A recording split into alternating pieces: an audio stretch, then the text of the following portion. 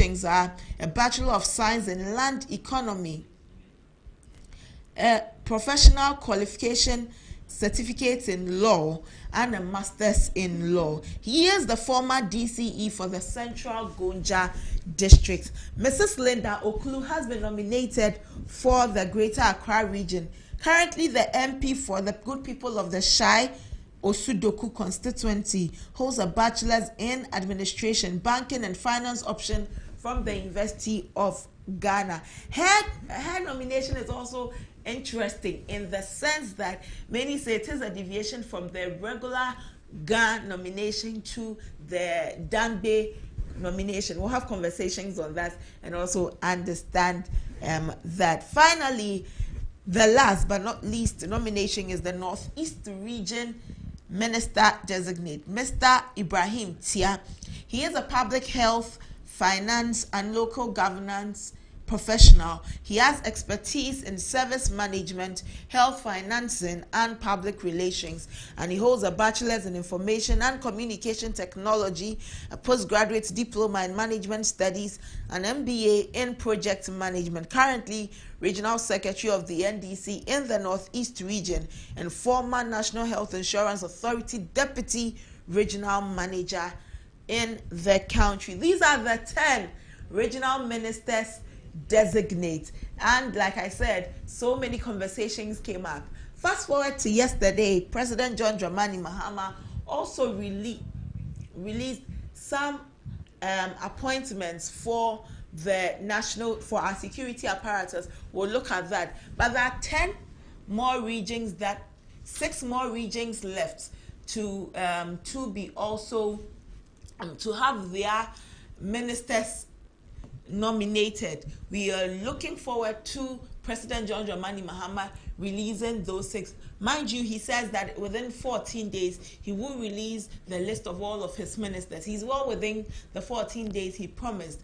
But at the moment, the regions that are outstanding are the Bono region, Bono East region, Central region, Western region, Western North region, Upper West region. Those of us in these regions, who are we expecting to be nominated? The first 10, are there anything to go by in whom you are looking forward to? The first 10 shock you? Did it surprise you when you saw the list? Did it surprise you when you saw the list? Well, you can have conversations with us under our post on social media, and we can talk about all of that. But 6 more regions left to have some regional appointments for regional ministers, and we are looking forward to it. We are anticipating these regions. Fast forward to yesterday, like I was saying before I went to the 6 outstanding regions, President John Dramani Mahama has made some appointments for national security. When he went to Boko, he spoke about how he's going to make some appointments on security which will aid the Boko issue, make sure that at the end of the day we have some finality to the case. He released a communique, and in this communique there are a list of nominees to look at our various security apparatus in the nation. These people, I will go through their profiles very soon, but they quite are people that, again, when their names were released, many did not have any issues with it, because they thought that the president had made very good selections on the people to lead our security in the nation. But let's look at them. The National Security Coordinator the president has appointed is DCOP Abdul Osman Razak, who is a distinguished law enforcement officer with a wealth of experience in security management and operations, and his career spans law enforcement in the Ghana Police Service. So he knows his work, he knows what he is doing, and the president believes that he's the best man to lead our national security coordination at the moment. You as a Ghanaian, how excited are you about it? Have you followed his work, or you're looking forward to seeing what he too will do now that he's been appointed as National Security Coordinator?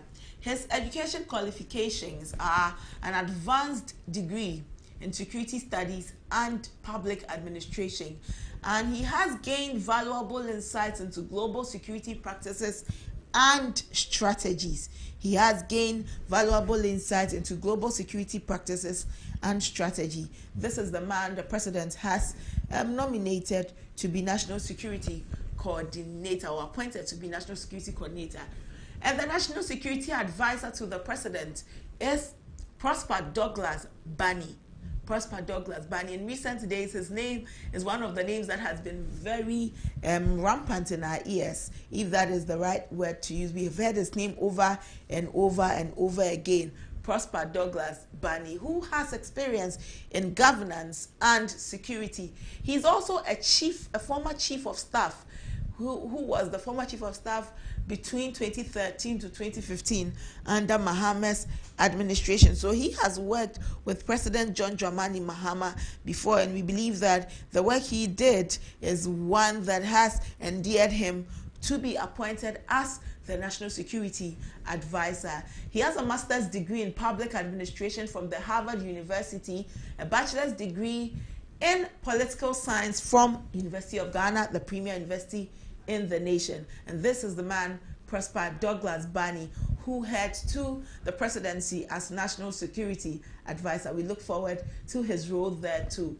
And Director General of the National Intelligence Bureau, the NIB, the appointment has been made to Charles Kipo, who is a seasoned security professional with experience in intelligence and security operations. His career spans extensively in intelligence operations, and he has served within the National Intelligence Bureau. So he does not go there having no experience there. He has experience in the Bureau. He has advanced degree in security studies and public administration, and valuable insight into global security practices and strategies. So the man, Charles Kipo, is the one who is going to lead the National Intelligence Bureau. We all look forward to his work. And when you hear the name COP Nathan Kofi Boakye, popularly known as COP Kofi Boakye, his name is not a new name to anybody who has really followed the Ghana Police Service over the years. He is a retired COP of the police force. He will be the director. COP Nathan Kofi Boakye has also been given a role to play. And what role will he be playing? His professional background is that he has been the head of the Ghana Police Service Legal and Prosecution Division. Legal and Prosecution Division. Like I said, COP Nathan Kofi Boakye is someone who is very popular, very, very popular. And he has been appointed as Director of Operations at the Presidency to oversee operational effectiveness in security. Director of Operations at the Presidency. He's a former, and he's played his role in the Ghana Police Service and endeared himself, and he's really credited with high-profile crime-fighting efforts and led officers from Accra to apprehend notorious armed robber Atayi some time ago. And so his nomination is also, or his appointment is an appointment that is not surprising to many. Many say that they expected his nomination. But these are the people who the President John Dramani Mahama is trusting to lead our security in the nation. Moving on, are you excited about it? Do you believe that they will be able to do the work, and do you have trust in them? We'll be speaking with the governance experts on all of these conversations so that we can better understand certain things and also make some headway. But the president has made 10 appointments nominations for 10 regions, 6 more to come. We are all looking forward to the 6 more. In addition, some nominations into our security apparatus, and we've given you their profiles. How excited are you about it? Is this a new dawn or a new era for our security leadership in the country? About our security in the country. When you look at the president's 10 nominees, there are young people in them, the 10 nominees for the regional ministers. There are some young persons captured in there. So many say that this shows that the president, Mahama, John Dramani Mahama, is someone who really has walked the talk when it comes to having youthful people do the work, and that he really has trust in the young people. That is why he has, without any fear, nominated them, because he knows they would do the job. But let's look at the NDC's manifesto. They had a youth manifesto, and in their political inclusion, good governance, and youth welfare under the manifesto, they said that they would look at paying particular attention to youth development by mainstreaming and coordinating youth development policies, programs, and initiatives. By appointing young people as ministers, is this a way of indeed coordinating youth development? One thing that it stands out in their youth manifesto under the political inclusion, good governance, and youth welfare is number 7. Promote active participation of Ghanaian youth in international programs and support them to take up leadership positions for their leadership development. Support them to take leadership positions. So if the president has nominated some young persons to be regional ministers, you would say that indeed the president is supporting some young people to take up leadership positions. Frank Amakhohene is one of these persons, a young man, a young person who has been nominated to do this job, leadership position. And another we can also look at. Another we can look at is Charity Gardner, another young person, Sally Sube Aribe. So indeed, has the NDC made good their promise to the youth that they will be including the youth in the work of the country? That is what I will say that we see in all of this. Let's have some conversation with our Ashanti regional correspondent. Let's find out how the people of the Ashanti region are excited about this nomination. Are they really excited about this nomination? Let's speak with our correspondent. Hello, good morning. Yes, good morning. Patal, how are the people of the Ashanti region excited about this nomination of Dr. Frank Amakhohene to be the regional minister? Has this nomination been met with excitement? Yes, so when Dr. Frank Amakhohene was nominated by President John Dramani Mahama to lead the Ashanti region, I mean, the people here received this in a very, pleasant way, because many of them have been talking about it. Even yesterday, the Queen Mothers here in the Ashanti region issued a statement to congratulate him, and they say that they are ready to cooperate and support his vision to ensure that he performs well here within the Ashanti region. Among the youth, it is all excitement because he is 33 years, a young man who obviously served in so many areas, including the student political space, right? So a lot of people know him here, and they say that he is very competent. Over the years, he served so well in his previous portfolios, and they are quite convinced that he would be able to do a very good job for this particular region. I mean, serving as the NDC's Ashanti Regional Secretary, the party itself say that they are quite happy about his performance. He's someone who is dedicated, committed.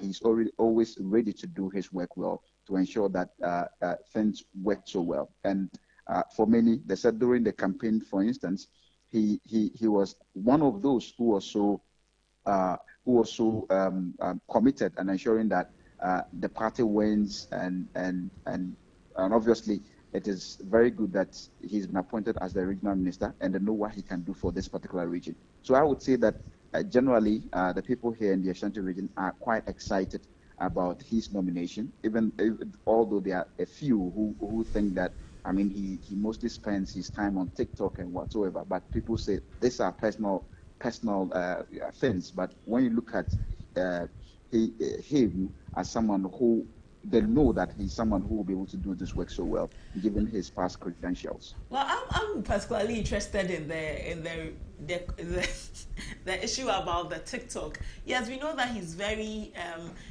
active on social media. He spends his time there a lot. But as someone who has served in various capacities, from the local level up until the regional level, he is a medical doctor. Obviously, he's playing his role both in the professional space and also in the political space. Is the TikTok activeness that is that why would the TikTok be the thing that stands out for them? Because does it derail the work he will do? That what is really their concern when it comes to the TikTok? That do they feel like he won't be able to do the work because he's active on social media?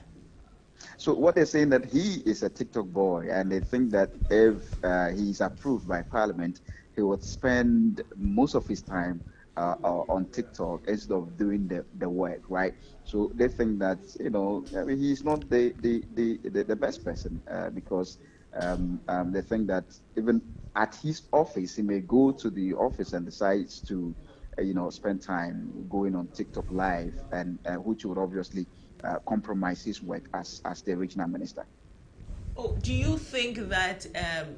Well, many will differ, but I'm very interested in that because as a doctor, unless anybody has said that his work as a doctor has suffered because of TikTok, or even his work as regional secretary has suffered, has anybody been able to say indeed that his work as a regional secretary has suffered because of TikTok?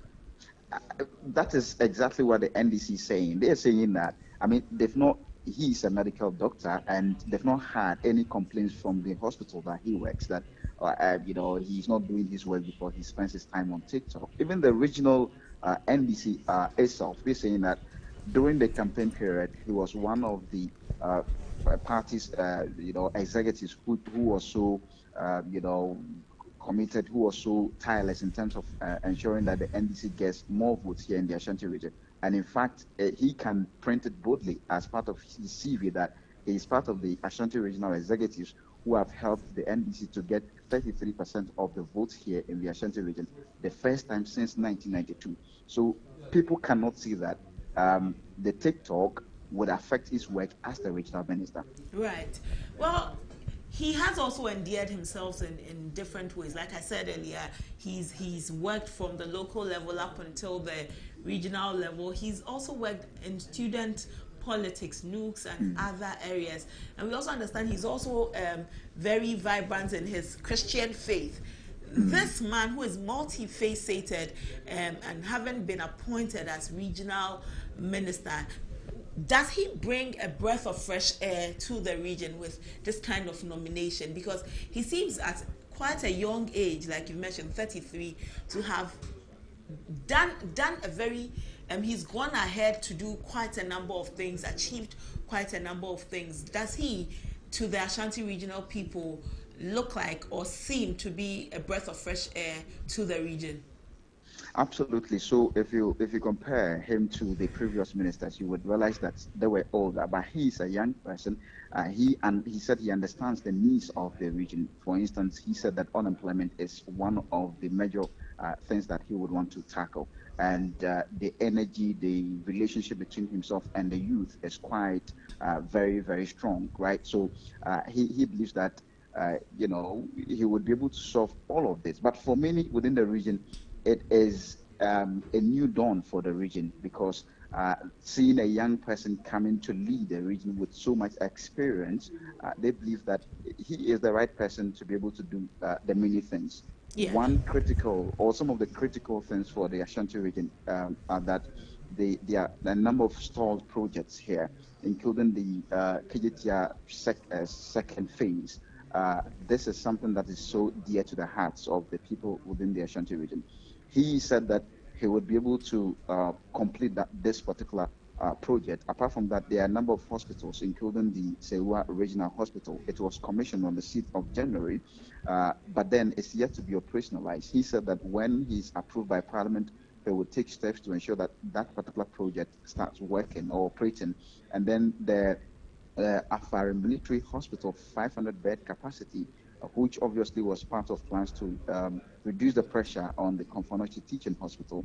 He said when approved by Parliament, that is also going to be part of his plans to ensure that that hospital also works, right? So there are so many things that the new regional minister would have to do for the region, and the expectations are very, very high.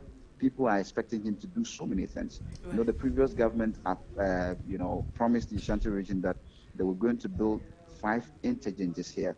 At the moment, the work is ongoing on the Swami interchange. Even people say that it is so slow because how they expect the project to go, that is not how it's going.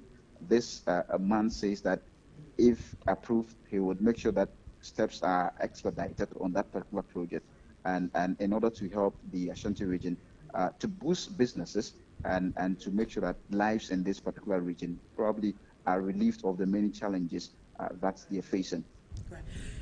Fatal, this is a young man coming to occupy this position. Obviously, it means he would have to work with everybody in the region and some key personalities in the region. As a general secretary, has he been able to build this kind of relationship with the key actors or stakeholders in the Ashanti region, which will obviously, to a greater extent, make his work more seamless? Yeah, so I would say that for over the years, it appears that he's built a very good relationship with the people. Because I was quite surprised when I saw a statement coming from the market Queen Mothers, because over the years they've spent so much time supporting the previous government. Some of them, I must say, but yesterday they released a statement congratulating him, saying that they are ready to work with him.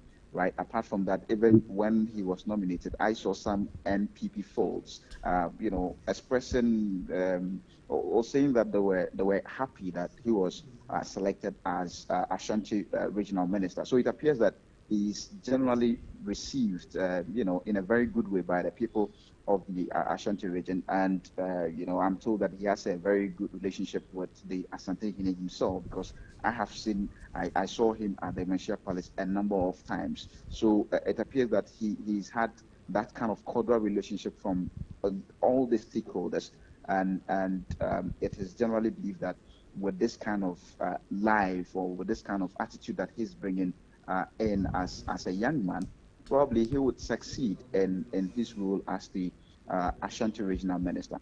Well, in the NDC's manifesto, their youth manifesto, they said that they were going to empower the youth. One part of it was to promote the active participation of Ghanaian youth in international programs and support them to take up leadership position for their leadership development.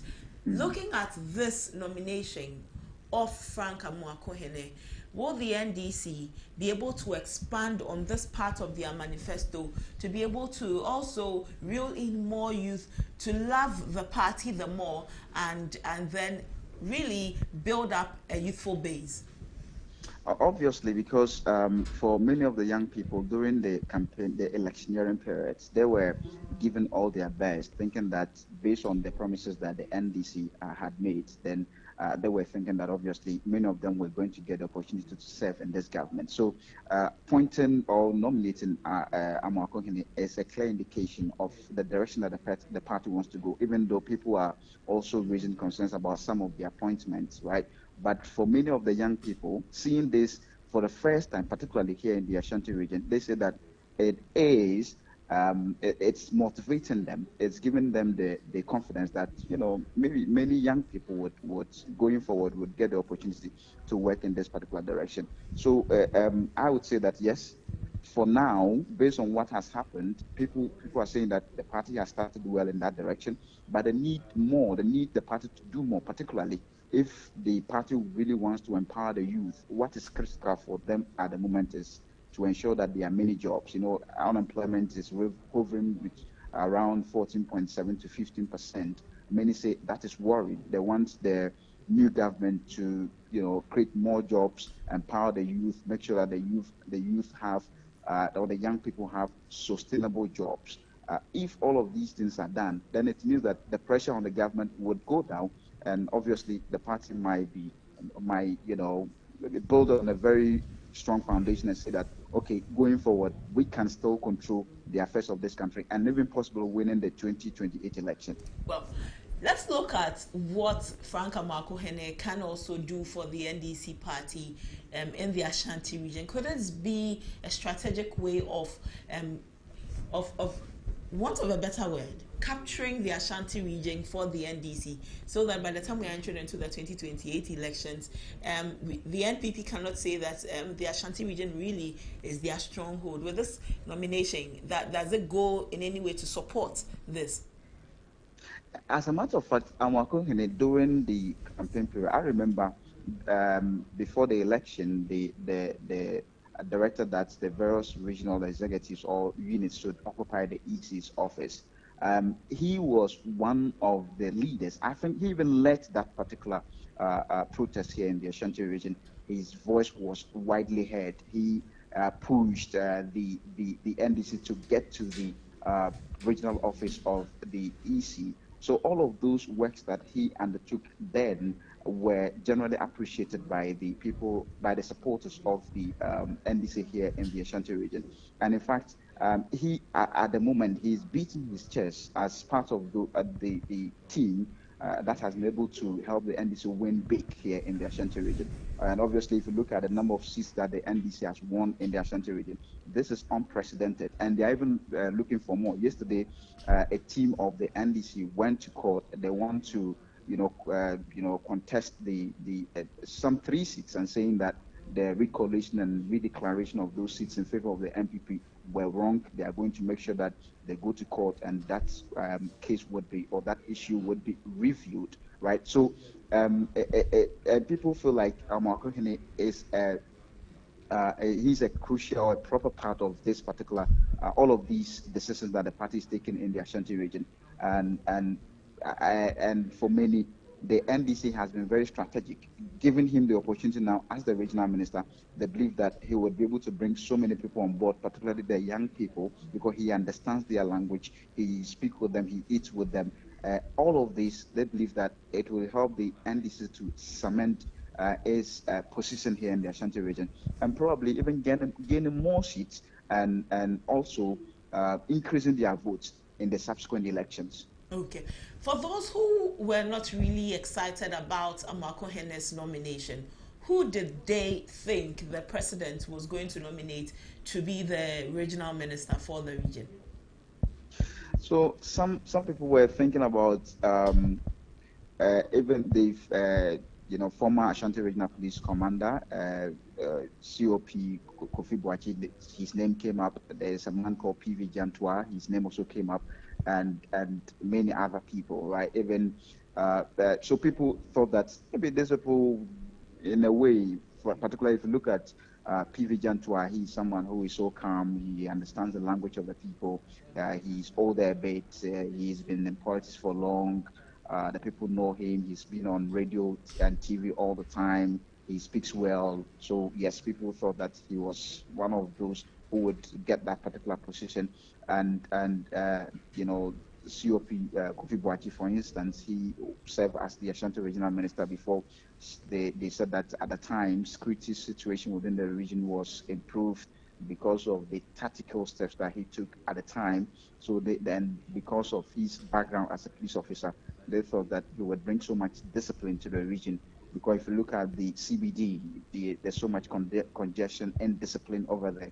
They believe that they need someone who would be firm in his decisions, and they believe he was the right person, or he would have been the right person to occupy that particular portfolio. And many other names came. Even I heard the name of the Ashanti Regional Communication Officer of the NDC, Abbas Nuruddin.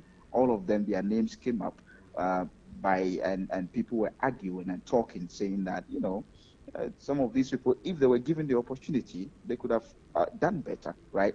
But generally, I would say that from the opinions, from what we've heard from the region, it appears they are generally very comfortable with the nomination of Dr. Frank Amoakohene. Well, let's look at COP Kofi Boakye retired. He has been named as part of the security appointments by the president, having worked extensively in the Ashanti region. He's one of the policemen that was very popular, not just in the Ashanti region, but all over the country. There are so many sound bites of him where he's made very interesting remarks and all. This time, to this higher position, how are the people of the Ashanti region also reacting to it? This is one of their own, having worked there for so many years and played a crucial role in the region. How have they received his appointment? For many, this man, he's someone who cannot be compromised. He's always firm on his decisions, and he is very, very popular here in the Ashanti region. If you speak with almost every trotro driver, taxi drivers, they tell you that this man, when he was the commander here in the region, he wouldn't entertain any form of indiscipline. He was so firm, and even there were days that he himself would come out and ensure that the right things are done.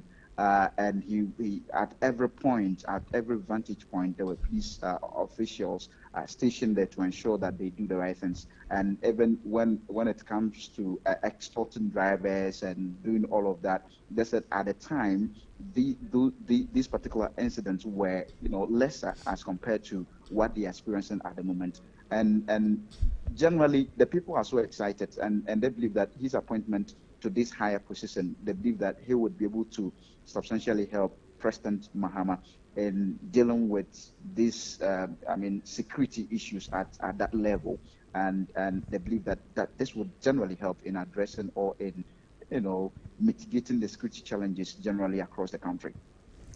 Well, Fatal, we really are very interested in the way the Ashanti region reacts to some of these nominations because, take it or not, the Ashanti region plays a very huge role in our governance and the nation. Absolutely. And yes. So it's for that reason that we are interested. But when you look at this new nomination, Dr. Frank Amoakohene, and some of the things the Ashanti region does needs at this point, and you also listen to his comments and the way he's spoken in the Ashanti region, what do you think, per your perusal of his work over the years, the way he interacts with the people, what do you think are some of the things, say 3 things that he would place emphasis on when he becomes a minister? So first of all, the critical things for him, and he said those things himself. He said one of the critical things is to ensure that the youth are empowered. Youth unemployment is something that he's going to tackle strongly. Apart from that, he's going to continue to work on the abandoned projects, some of the abandoned projects here in the Ashanti region, including the Agenda 111 project. And the third thing, he's going to ensure that there's discipline within the region because it appears that there's so much congestion in many parts of the Ashanti, and particularly within the city center. He says that he's going to ensure that there's discipline and he decongest the city center. So, and let me just add this, and he said that if he is approved, his predecessor, the former Ashanti Regional Minister Simon Osei-Mensah, would face the full rigors of the law. He said that the presidential villa and other government property were neglected for about 8 years, and as we speak now, the presidential villa has been covered by weeds and reptiles have taken over this particular structure. He said that this was a clear dereliction of duty by the former Ashanti Regional Minister, and he's going to ensure that he faces the full rigors of the law. I think these are some of the critical things that he said he's going to do, and he will do them well to ensure that the Ashanti region gets the needed development again after a very long time. Right. Well, Fatal, thank you so much. We look forward to getting more from you in the Ashanti region. Absolutely. I'm always around. Fatal Payaga is my colleague in the Ashanti region. He is our Ashanti region correspondent. We'll have more conversation. Let's take a quick break. We'll be back.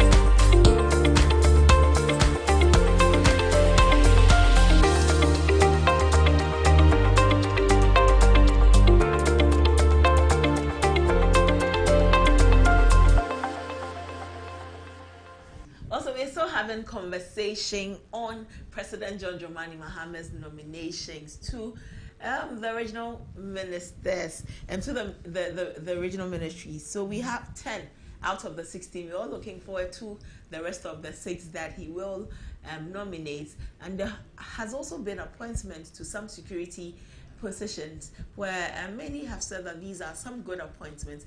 The regional minister nominations or designates have also come with their own conversations. Let's speak with Dr. Richard Fiadomo. He is a local governance expert. Dr. Fiadomo, good morning. Good morning, my sister. How are you? Fine, thank you, sir. How are you?